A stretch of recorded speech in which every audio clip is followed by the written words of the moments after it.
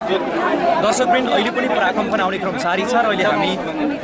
स्वास्थ्य तथा जनसङ्ख्या मन्त्रालय अगाडिको जुन प्राङ्गण छ त्यहाँ रहेका छौँ र यहाँ तपाईँले देखिराख्नु भएको छ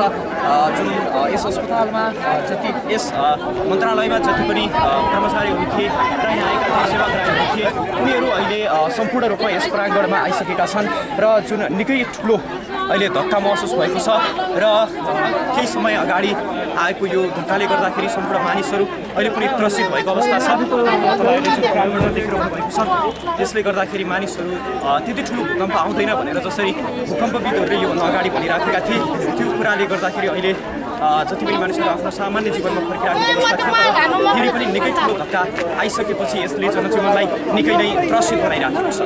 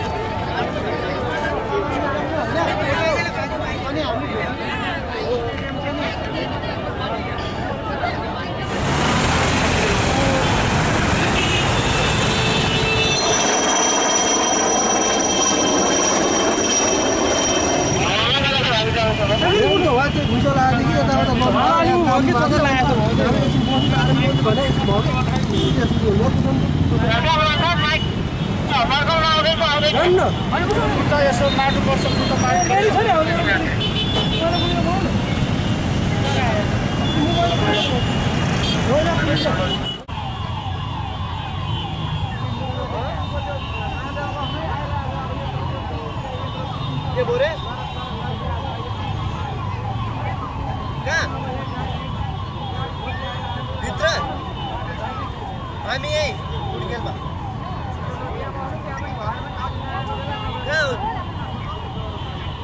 भित्रै छ अनि भित्रै तिमीहरू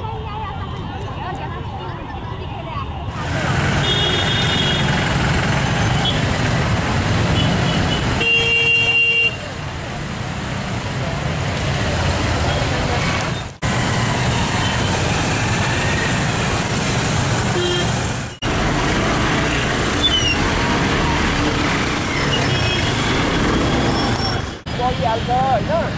उहाँहरूको ठ्याक्कै दक्षिणतिर उत्तर फर्केको